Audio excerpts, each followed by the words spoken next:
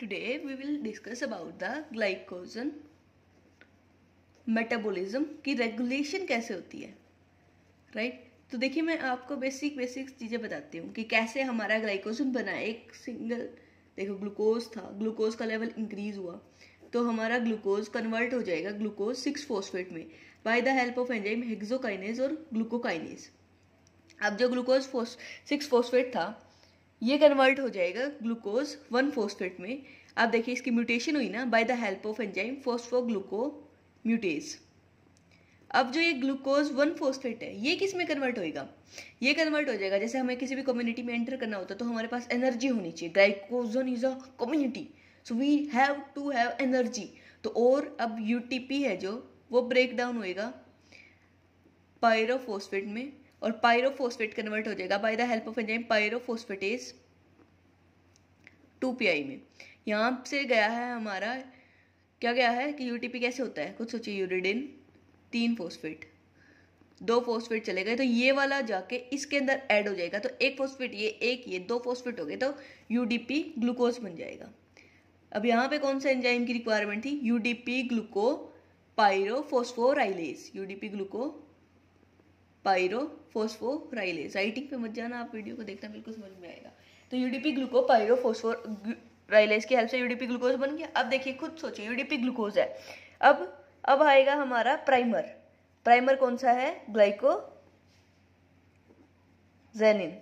Protein है। अब इसके साथ ये बाइंड होएगा, यूडीपी बाहर निकल जाएगा और ग्लूकोज इसके साथ ऐड होता जाएगा और ये मान लीजिए हमारा ग्लूकोज ऐसे ऐसे ऐसे ऐसे ऐड होते रहेंगे। फिर आएगा हमारा ग्लाइकोजन सिंथेज। अब एक जब इतना बेसिक यूनिट बन जाएगी तो अब नया एंजाइम आएगा ग्लाइकोजन सिंथेज। अब वो ग्लाइकोजन सिंथेज क्या करेगा, इस चेन को इलोंगेट करेगा। तो हम इसको ग्लाइकोजन सिंथेज को एक और नाम दे सकते हैं, चेन इलोंगेटर, राइट।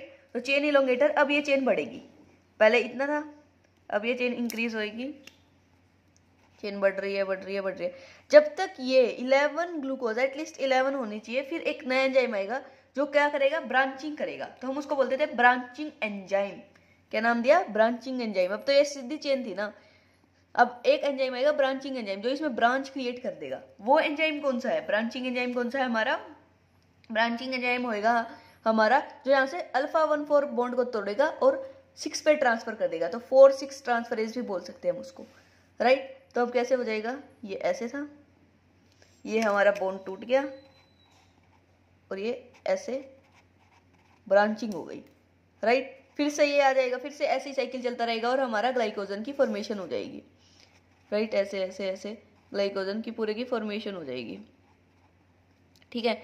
अब जब भी हमें स्टारवेशन वगैरह हुई, हमने खाना नहीं खाया, ग्लूकोज का लेवल फॉल कर रहा है तो अब इसका ब्रेकडाउन होएगा। ब्रेकडाउन किसके हेल्प से होएगा, जैसे हमें किसी कम्युनिटी से किसी ग्रुप से बाहर निकालना है तो हम उसको पैसे दे देंगे, राइट। पैसे दे देंगे मतलब पैसे देंगे किसकी फॉर्म में, पैसे देंगे तो मतलब फॉस्फेट की फॉर्म में पैसे दे रहे हैं। तो क्या कर रहे हैं, मतलब फॉस्फेट दे रहे हैं तो कौन सा एंजाइम है, ग्लाइकोजन को फॉस्फेट दे रहे हैं, ग्लाइकोजन फॉस्फोराइलेज। ग्लाइकोजन को पैसे दे रहे हैं ना, ग्लाइकोजन को फॉस्फेट दे रहे हैं तो कौन सा एंजाइम है, ग्लाइकोजन फॉस्फोराइलेज, राइट। अब ग्लाइकोजन फॉस्फोराइलेज अब ये इन बॉन्डों को तोड़ रहा है, इन पे एक एक फॉस्फेट, फर्स्ट पे फॉस्फेट ऐड करके एक एक ग्लूकोज को बाहर निकाल रहा है। ग्लूकोज 1-फॉस्फेट की फॉर्म में ये बाहर आते रहेंगे। लेकिन जब ये 4 रह जाते हैं, जैसे 1 2 3 4, अब ये काम नहीं कर सकता ऐसे। तो अब नया आएगा जो इस ब्रांच को तोड़ेगा तो उसका नाम है डी ब्रांचिंग एंजाइम। कौन सा enzyme, debranching enzyme, right. Debranching enzyme आ जाएगा जो इन ब्रांच को तोड़ेगा और फिर वापस किस में कन्वर्ट हो जाएगा, लास्ट में फिर से ग्लाइकोजिनिन रह जाएगा अकेला और सारा हमारा जो ग्लूकोज 1-फॉस्फेट है ये यहाँ से वापस ग्लूकोज में कन्वर्ट हो जाएगा, राइट। अब देखिए इसकी रेगुलेशन में बता दी थी आपको, रेगुलेशन कैसे होती है। पहले तो हमारे सबस्ट्रेट रेगुलेशन पढ़ेंगे। सबस्ट्रेट क्या करता है, सबस्ट्रेट करेगा एलोस्टेरिक रेगुलेशन। एलोस्टेरिक रेगुलेशन से आप क्या समझे, राइटिंग पे मत जाना, मेरी वीडियो को लास्ट तक देना, बिल्कुल क्लियर हो जाएगी। तो देखो सबस्ट्रेट रेगुलेशन में बता रही हूँ, अगर मान लो ग्लूकोज बढ़ा, आप खुद सोचिए अगर हमारे पास ग्लूकोज ज्यादा है तो हम क्या करेंगे, ग्लाइकोजन की फॉर्मेशन करेंगे, राइट। ग्लाइकोजन की फॉर्मेशन कौन करा रहा है, ग्लाइकोजन सिंथेज, राइट। तो इसका ग्लूकोज का पॉजिटिव इफेक्ट होएगा ग्लाइकोजन की सिंथेज पे, ग्लाइकोजन सिंथेज पे। ऐसे ग्लूकोज बढ़ा तो ग्लूकोज 6 फॉस्फेट बढ़ गया, तो ग्लूकोज 6 फॉस्फेट का पॉजिटिव इफेक्ट होगा ग्लाइकोजन की सिंथेसिस की, तू बढ़, रिएक्शन कर और जल्दी जल्दी कर और ग्लाइकोजन बना। हम आ रहे हैं, पीछे बहुत ज्यादा हो गया है कि हमारे पास ग्लूकोज बहुत ज्यादा है, इंक्रीज करो ग्लाइकोजन के फॉर्मेशन, हाइपरग्लाइसीमिया हो रखा है, ग्लाइकोजन की फॉर्मेशन को इंक्रीज कर दो। अब जो ग्लाइकोजन को तोड़ रहा था, क्या उस ग्लूकोज एक तो हमारे सेल में पहले से ही ज्यादा है, मान लो ग्लाइकोजन हमारे सेल में, ग्लूकोज हमारे सेल में पहले से ही ज्यादा है, और कोई ग्लाइकोजन तोड़ तोड़ के ग्लूकोज बना रहा है, क्या हम उसे सह पाएंगे? नहीं यार, ऐसा मत कर तू कि पहले ही ग्लूकोज सेल में ज्यादा है और ग्लाइकोजन को मत तोड़, ग्लूकोज मत बढ़ा। तो ये ग्लूकोज 6 फॉस्फेट है, ये यहाँ पे मेन एंजाइम कौन सा था? ग्लाइकोजन फॉस्फोराइलेज, इसको इनहिबिट कर देगा, राइट। तो ये होता है हमारा किसका इफेक्ट? हमारे सबस्ट्रेट का इफेक्ट। तो सबस्ट्रेट का इफेक्ट मैं कैसे लिखूंगी? एक मेन एंजाइम है, मैं यहाँ लिख रही हूँ कि मेन एंजाइम है ग्लाइकोजन सिंथेज और ग्लाइकोजन फॉस्फोराइलेज। जो ग्लूकोज 6 फॉस्फेट है, इसका पॉजिटिव इफेक्ट है ग्लाइकोजन सिंथेज पे और नेगेटिव इफेक्ट है ग्लाइकोजन फॉस्फोराइलेज पे, राइट। आप इसको 2-3 बार देखना, आपको जरूर समझ में आ जाएगा। ग्लूकोज है, उसका पॉजिटिव इफेक्ट है किस पे? ग्लाइकोजन सिंथेज पे, नेगेटिव इफेक्ट है ग्लाइकोजन फॉस्फोराइलेज पे। और हमारा, अब मैं एनर्जी की बात बताती हूँ, आप खुद सोचिए, अगर आपके पास, अब फर्स्ट हमने सबस्ट्रेट का डिस्कस कर लिया, अब एनर्जी की बात बता रही हूँ मैं। एनर्जी आपके पास अगर ज्यादा है, अगर मेरे पास एनर्जी ज्यादा होगी तभी तो मैं स्टोर करूंगी ना किसी चीज को। तो अगर एनर्जी ज्यादा है, एटीपी ज्यादा है, तो मैं ग्लाइकोजन को स्टोर कर लूंगी, ग्लाइकोजन की फॉर्मेशन को इंक्रीज कर दूंगी, राइट। तो अगर मेरे पास एनर्जी ज्यादा है तो मैं ग्लाइकोजन की फॉर्मेशन को इंक्रीज कर दूंगी। तो जो हमारा, मैंने ये लिखा था एटीपी, उसका भी ग्लाइकोजन सिंथेज पे पॉजिटिव इफेक्ट है, वो भी चाहेगा कि ग्लाइकोजन बनता रहे, तो उसका एटीपी का भी पॉजिटिव इफेक्ट है ग्लाइकोजन सिंथेज पे, और नेगेटिव इफेक्ट है ग्लाइकोजन फॉस्फोराइलेज पे। तो ग्लाइकोजन जो फॉस्फोराइलेज है, एक ऐसे फॉस्फी वर्ड है ये, जो फॉस्फेट ऐड कर रही है किसमें? ग्लाइकोजन के एक ग्लूकोज मोलिक्यूल पे, और ग्लूकोज 1 फॉस्फेट में उसको कन्वर्ट कर रही है। Let us suppose this is glycogen phosphorylase. इस पे इसकी चोच को बंद कर देंगे, कौन कौन? Glucose 6 phosphate and ATP, right. तो अब हमारा ग्लाइकोजन ब्रेक नहीं होगा और ग्लूकोज का लेवल और इंक्रीज नहीं होगा, इसको नेगेटिव इफेक्ट कर देंगे। और जो हमारा ग्लूकोज 6 फॉस्फेट है, वो ग्लाइकोजन सिंथेसिस को एक्टिवेट कर देगा, जिसकी वजह से ग्लाइकोजन की फॉर्मेशन हो जाएगी और ग्लूकोज का लेवल जो सेल में इंक्रीज हुआ था वो लोअर हो जाएगा, राइट। तो ये सबस्ट्रेट और हमारे एटीपी का इफेक्ट बताया मैंने आपको, किसके अंदर? लीवर के अंदर। अब मैं आपको बताती हूँ कि मसल्स के अंदर एक अलग चीज क्या होती है, राइट। तो मसल्स के अंदर देखिए अलग चीज क्या होती है, मैं मसल्स के अंदर बता रही हूँ आपको अलग चीज क्या होती है।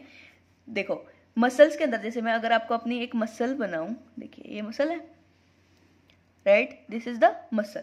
अब आप खुद सोचिए, मसल में क्या होता है कि कॉन्ट्रैक्शन रिलैक्सेशन हो रही है, कॉन्ट्रैक्शन होती है तो कैल्शियम का लेवल इंक्रीज हो जाता है। तो अब हमें, जब हमारे मसल एकदम से, जैसे मान लो कॉन्ट्रैक्ट करने, ऐसे कॉन्ट्रैक्ट करना स्टार्ट कर दिया, तो कुछ सिग्नल जाने चाहिए जिसकी वजह से ग्लाइकोजन का जो ब्रेकडाउन है वो स्टार्ट हो जाए और ग्लूकोज रिलीज होने लग जाए और हमारी मसल्स को एनर्जी मिले, समझ रहे हो ना। तो ग्लाइकोजन का ब्रेकडाउन स्टार्ट हो जाए तो क्या होएगा? जैसे कॉन्ट्रैक्शन स्टार्ट होती है तो कैल्शियम रिलीज होता है, राइट। तो हमारा जो कैल्शियम रिलीज हुआ है, अब एक चीज होती है कि भाई जब हम फॉस्फोराइलेज कर देते हैं, मान लो ग्लाइकोजन सिंथेज था अपना, 2 ही मेन एंजाइम बताए ना मैंने, इनका हम पढ़ेंगे, एक तो ग्लाइकोजन सिंथेज और एक ग्लाइकोजन फॉस्फोराइलेज। अगर इन दोनों को मैं,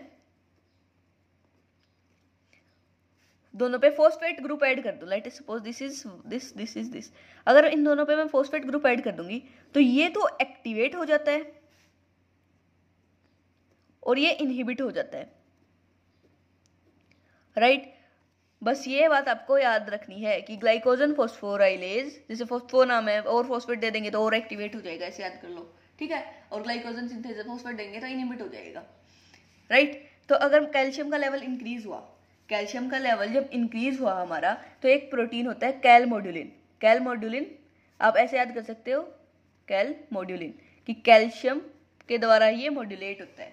तो एक कैलमोड्यूलिन के साथ कैल्शियम बाइंड करेगा, कैल्शियम जैसे ही कैलमोड्यूलिन के साथ बाइंड किया, एक एंजाइम होता है हमारा जो ग्लाइकोजन फॉस्फोराइलेज पे फॉस्फेट ऐड करता है, जैसे ग्लाइकोजन, ये हमारा ग्लाइकोजन फॉस्फोराइलेज, इस पे कौन फॉस्फेट ऐड करता है? एक एंजाइम होता है जो इस पे फॉस्फेट ऐड करेगा तो क्या नाम होएगा उसका, ग्लाइकोजन फॉस्फोराइलेज काइनेज। इस पे फॉस्फेट ऐड कर रहा है ना ग्लाइकोजन फॉस्फोराइलेज पे, तो उसका नाम होएगा ग्लाइकोजन, ये है हमारा ग्लाइकोजन फॉस्फोराइलेज, तो इसका नाम भी क्या होएगा, ग्लाइकोजन फॉस्फोराइलेज काइनेज। इस पे फॉस्फेट ऐड करेगा,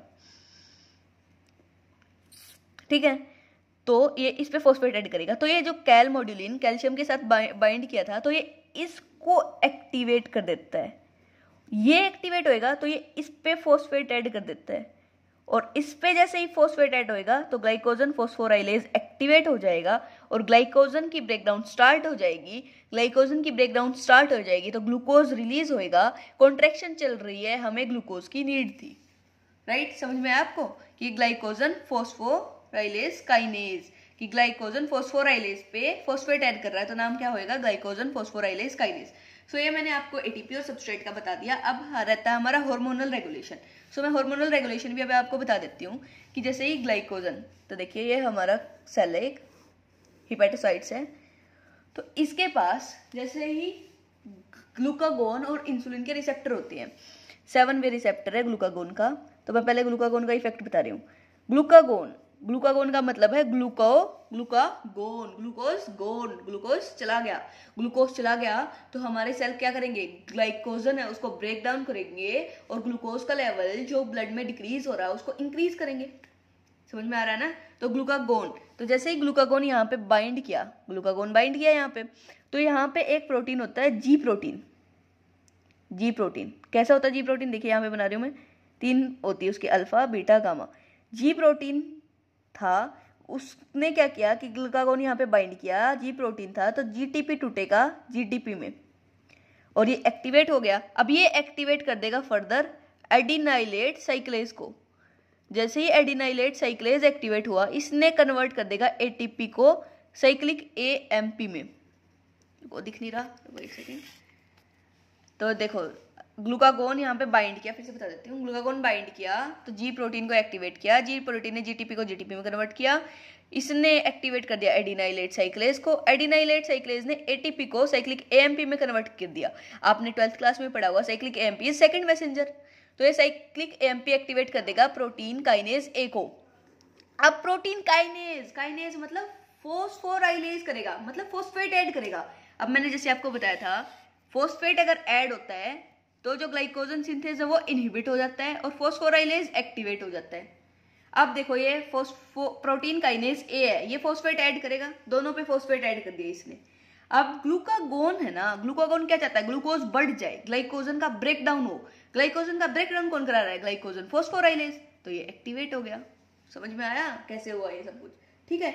एक तो ये इसका इफेक्ट यहाँ आया, एक जो ये था इसने इसको भी फॉस्फोराइलेज कर दिया, ग्लाइकोजन फॉस्फोकाइनेज को। जैसे कैल मॉड्यूलिन आया था ना बाइंड किया, इसने इसको किया, फिर ये इसको कर देगा, ये भी फॉस्फोराइलेज होता है तो एक्टिवेट हो जाता है, ये भी फॉस्फोराइलेज होता है तो एक्टिवेट हो जाता है, तो दोनों एक्टिवेट हो गए और हमारा ग्लूकोज का लेवल इंक्रीज हो जाएगा। ये है हमारा ग्लूकागोन का इफेक्ट। और इंसुलिन क्या करेगा, इसके अपोजिट, इसने प्रोटीन काइनेज ए को एक्टिवेट किया था। इंसुलिन के भी ऐसे ही 7 वो रिसेप्टर है, 7 वे, और इंसुलिन भी क्या करता है, फॉस्फेटेज को एक्टिवेट कर देता है। किसको, फॉस्फेटेज को। फॉस्फेटेज क्या करेगा, जो ये ऐड हुए ना यहाँ पे, इनको ब्रेक डाउन कर देगा। जैसे इनका ब्रेक डाउन होएगा, ये क्या हो जाएगा, इनएक्टिवेट, ये हो जाएगा एक्टिवेट। अब इंसुलिन चाहता है क्या कि ग्लूकोज का लेवल बढ़ गया है बॉडी के अंदर, ग्लाइकोजन की फॉर्मेशन करो, तो ग्लाइकोजन की फॉर्मेशन होने लग जाएगी। एक इंसुलिन क्या करता है, जो साइक्लिक एएमपी बनना था इसको 5 एएमपी में कन्वर्ट कर देता है बाय द एंजाइम फोस्फोडाइएस्ट्रेज, डाइएस्ट्रेज एंजाइम को एक्टिवेट करके, ठीक है। और हमारा ये इंसुलिन और ग्लूकागोन का इफेक्ट हो गया। अब एक आता है हमारा एपिनेफ्रिन। एपिनेफ्रिन मतलब जब स्ट्रेस, स्ट्रेन, कुछ भी कंडीशन आती है तो हमारा ब्लड के अंदर ग्लूकोज का लेवल इंक्रीज कर देता है एपिनेफ्रिन, कि भाई एनर्जी चाहिए, या तो भागना है या पीटना है इसको, ठीक है, या तो फाइट करनी है या फ्लाइट करनी है, तो वो ग्लूकोज के लेवल को इंक्रीज करेगा, राइट। तो उसके 2 रिसेप्टर, एक इंपॉर्टेंट बात है कि जो मसल्स होती है उसके अंदर ग्लूकागोन के रिसेप्टर्स नहीं होते। अब देखिए इसको आप कैसे समझ सकते हो, क्या मसल्स के अंदर ग्लूकोज 6 फॉस्फेटेज एंजाइम नहीं होता, जो ग्लूकोज 6 फॉस्फेट को ग्लूकोज में कन्वर्ट कर रहा है वो होता ही नहीं है, तो ये क्या ग्लूकोज का लेवल इंक्रीज करेगी मसल, नहीं। तो ग्लूकागोन क्या चाहता है कि ग्लूकोज का लेवल ब्लड में इंक्रीज हो जाए, ये कर ही नहीं रही, तो इसके पास इसके रिसेप्टर ही नहीं है। आया कुछ समझ में? ठीक है, तो एक तो ये इंपॉर्टेंट बात है। और मैं एपिनेफ्रिन का प्रायोरिटी, एपिनेफ्रिन है वो भी ग्लूकोज का लेवल इंक्रीज करना चाहता है ब्लड में, वो भी ग्लाइकोजन को ब्रेक डाउन करना चाहता है। दो तरीके से वो एक्ट करता है, दो रिसेप्टर होते हैं उसके, alpha adrenergic receptor and beta. जब हमारा बीटा वाले एक्टिवेट होते हैं तो जो ग्लूकागोन का जैसे काम हुआ ना साइक्लिक एएमपी बनाना, ऐसे ही होता है। लेकिन जब हमारे अल्फा वाले एक्टिवेट होते हैं तो एक एंजाइम एक्टिवेट होता है फोस्फोलाइपेजेस, वो एक्टिवेट करेंगे जिसको फोस्फोलाइपेजेस सी। जैसे मैंने बोल रही हूँ ना मैं, ये आप अपनी नोटबुक में नोट डाउन कर सकते हो, ठीक है, क्योंकि बहुत गंदी राइटिंग हो गई है। फोस्फोलाइपेजेस सी, फोस्फोलाइपेजेस सी को इसने एक्टिवेट किया, किसने? जब एपिनेफ्रिन बीटा एड्रेनर्जिक रिसेप्टर पे एक्टिवेट हुए। फोस्फोलाइपेजेस, आप खुद सोचिए, फोस्फेट लाइपेजेस मतलब तोड़ेगा किसी चीज को, लिपिड वगैरह को, जो सेल मेम्ब्रेन में फोस्फेटाइडिल इन एसिटोल होता है उसको ब्रेक डाउन कर देगा और IP3 बना देगा। IP3 भी पड़ा होगा, इनोसाइल ट्राइफॉस्फेट।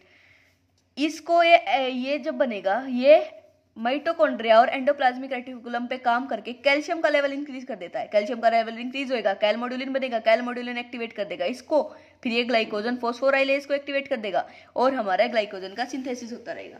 सो ये था हमारा ग्लाइकोजन की रेगुलेशन। अगर आपको ये वीडियो पसंद आई हो तो आप मुझे कुछ सजेशन दे सकते हो कैसे बनानी चाहिए।